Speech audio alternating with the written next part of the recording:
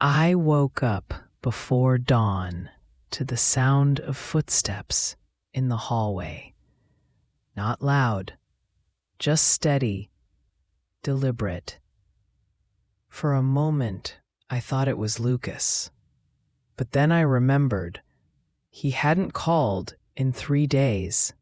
The silence between us had grown thick, like fog that doesn't want to leave. The city outside was still asleep. Only the rain moved. It's been raining since that night by the lake. I whispered to myself, Zurich never forgets. When I opened the door, there was an envelope lying on the floor. No name, no address, just paper. Soft, cold, damp from the rain. Inside, a photograph. Lucas standing beside a man I didn't recognize. Both smiling. Both in front of the Helvetic Capitol building. On the back, one line was written in blue ink. You were never supposed to be here. I knew that handwriting. It wasn't Lucas's. It was Bruckner's. My hands shook, not from fear, but from recognition. He was alive, and somehow he had found me again. The phone rang. Once, twice. I hesitated, then answered. Who is this? A man's voice, calm, distant. You should leave the apartment, Oksana. Why? Because someone else is already inside. The line went dead. For a moment, everything around me disappeared. Only the ticking clock and the rain remained. Then, a soft knock on the door. Once, twice. I whispered, Lucas? No answer. The handle moved slightly, as if someone was holding it from the other side. Then I heard it, a voice I didn't know. Low, quiet, almost kind. Don't be afraid. He sent me. Who sent you? I asked. The one who can't protect you anymore. My heart stopped, because those words, Lucas once said them to me. I grabbed my coat, my passport, the photograph of my sister. Nothing else. I opened the back door and slipped into the stairwell. The building felt hollow. Every step echoed like a warning. Outside, Zurich was gray and wet. Tram lines shining like veins under the rain. I kept walking. No direction, just away. At the station, I saw him. A man in a dark coat, sitting on a bench. He looked up as if he'd been waiting. You're late, he said. I froze. Who are you? He didn't answer, just nodded toward the approaching tram. When I hesitated, he stood, handed me something small, a USB stick. Everything Lucas wanted you to know is on this, he said. Where is he? Somewhere safe, for now. The tram doors opened. I stepped inside. When I looked back, the man was gone. Just gone. The city rolled by in silence. Old buildings blurred through the windows. I held the USB tight in my hand. Part of me wanted to throw it away. Part of me needed to know. Back in the apartment, I plugged it into the old laptop Lucas gave me. Only one file. A recording. His voice. If you're hearing this, they found you. Bruckner isn't who he says he is. And neither am I. Then, static.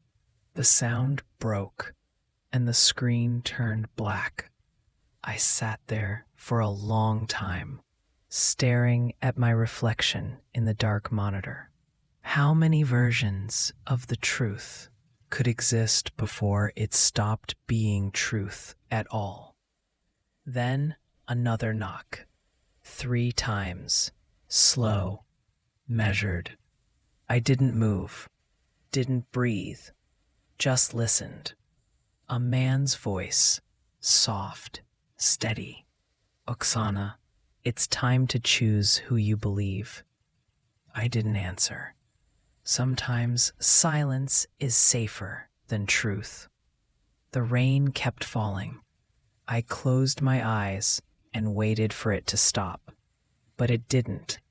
It never does. The rain whispered against the glass, steady, endless. It felt like the city was breathing through it. Slow, heavy, alive. I sat by the window for hours, watching drops slide down the glass like thoughts that refused to disappear. I told myself I'd wait until morning, but I didn't know what I was waiting for. A sound, a name, a reason to stay. Then the phone rang again. This time, there was no voice, only the sound of the lake. Soft waves, distant wind, and something else. Footsteps on gravel. Someone was holding the phone near the water. I whispered, "Lucas?" Silence. Then the line clicked off. I went to the drawer, pulled out the small key he once gave me, the one I never used. He said it was for a place where stories sleep. Back then, I thought it was poetry. Now I wasn't so sure. By morning, the rain had turned to mist.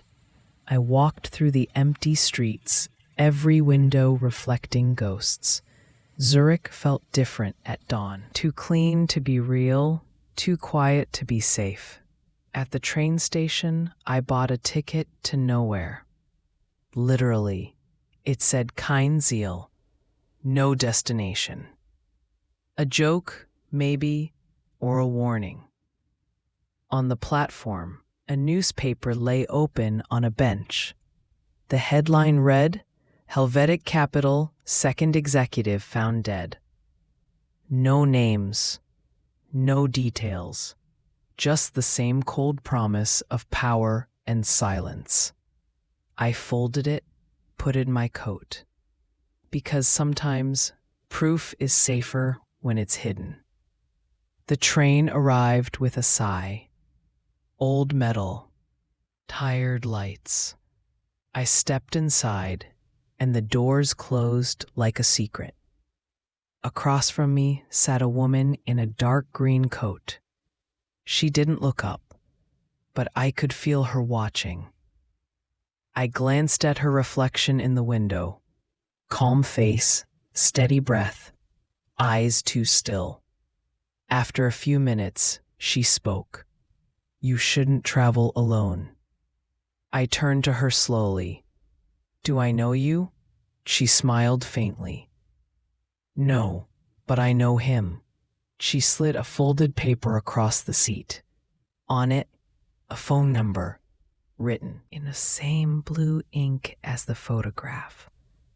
Underneath, 2 words. "He's alive." Before I could ask, she stood and walked away. The train stopped, and she was gone, swallowed by the mist outside. I stared at the number until the ink blurred. Then I dialed it. 1 ring, 2. A man answered. Not Lucas, not Bruckner. Someone else. You shouldn't have called this line. I need to know the truth. Then stop looking for it. He hung up. The train kept moving, the city dissolving behind me. Every tunnel felt like a heartbeat, closing, opening, closing. I got off at a station I didn't recognize. Old stone, rusted signs. No people, only rain. There was a cafe across the street, lights on but empty. Inside, the air smelled of coffee and wet paper. A radio whispered in French, the same song that played the night I met Lucas. On the counter lay another envelope. No name. Just one sentence written on it. You shouldn't have come alone. I opened it. Inside was a small photograph. Me, standing at the lake. Taken from a distance. That meant someone had been watching all along. I sat down, tried to breathe. Tried to make sense of the way the world kept folding around me. Then I heard a voice behind me. Calm, familiar. You shouldn't have run. I turned. Lucas stood in the doorway, soaked, pale, eyes darker than I remembered. For a moment, I couldn't move. Part of me wanted to run to him. Part of me wanted to run from him. He walked closer. I told you to stay inside. You disappeared. I had to. Why? I asked. He looked away. To keep you alive. Outside, thunder rolled over the lake. Inside, silence stretched between us. Thick, electric. He sat across from me. There's something you need to see. He slid a file across the table. Inside, documents, letters, photos, all with one name. Bruckner. Who is he? I whispered. Lucas's voice trembled, just enough to sound human. The man who built everything we tried to escape.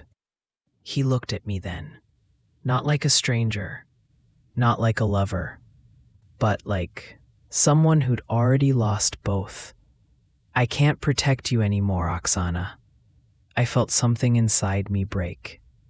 Not loudly, just quietly, the way light fades when dawn gives up. Then why come back? Because they already know where you are. He reached for my hand. For a second, I let him.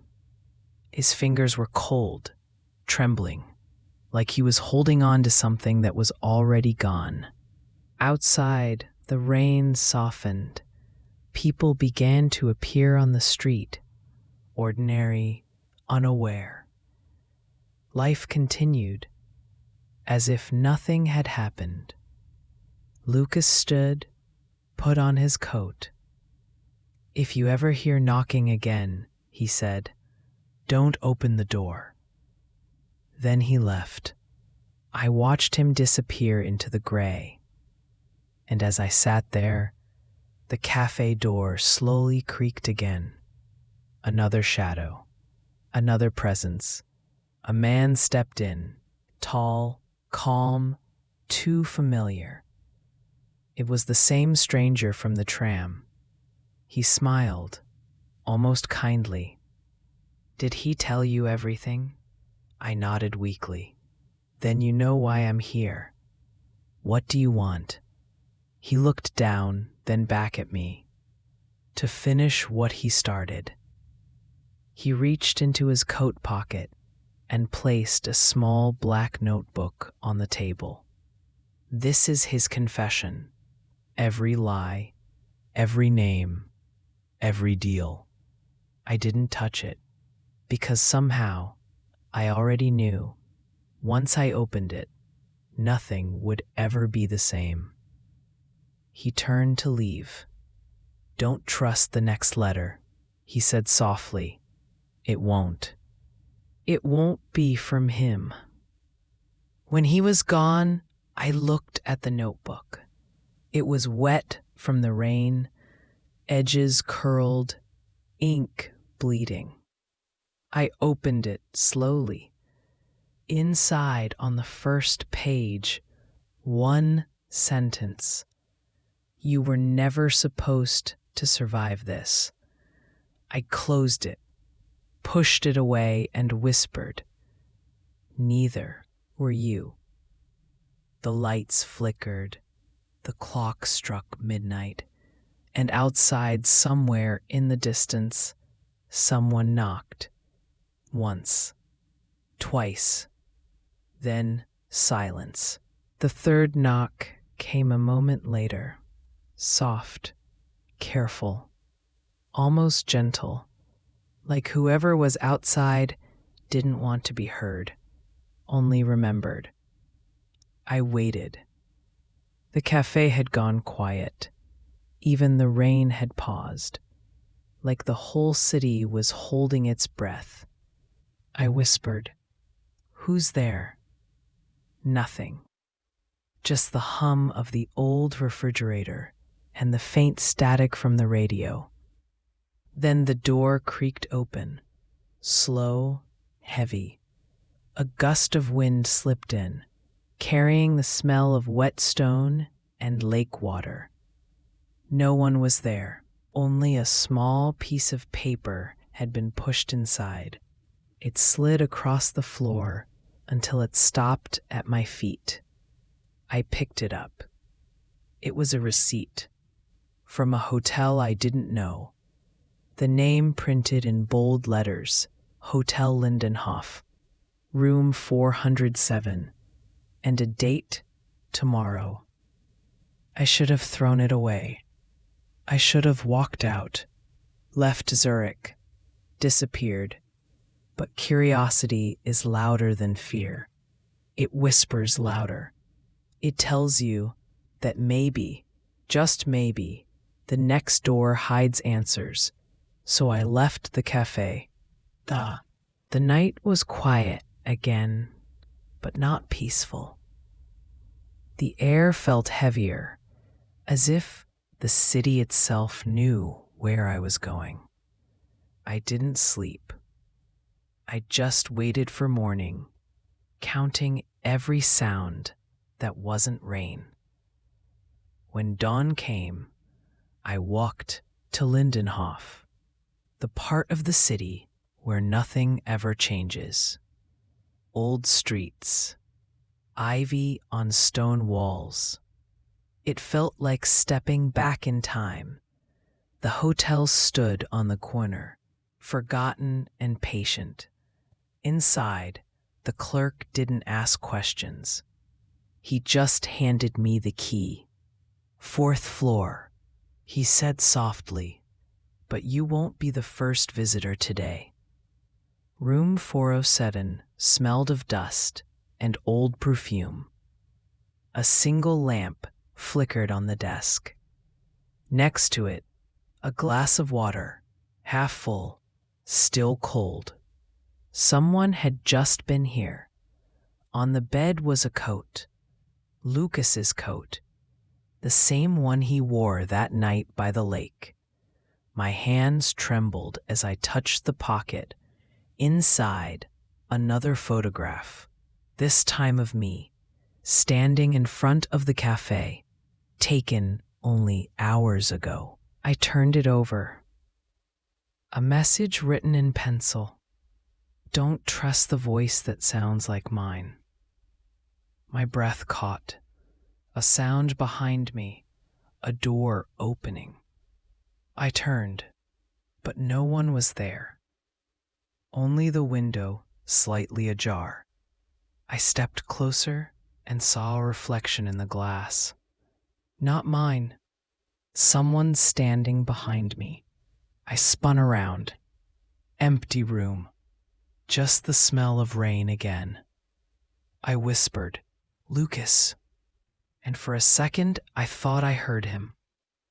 A whisper, almost like a sigh. You shouldn't have come. Then, silence, the kind that sinks into your bones. I sat on the bed, the photograph still in my hand. The lamp flickered once more, then went out. The only light left came from the city outside. Dim, distant, unreal. I remembered the USB stick. Maybe there was something more. Something I missed.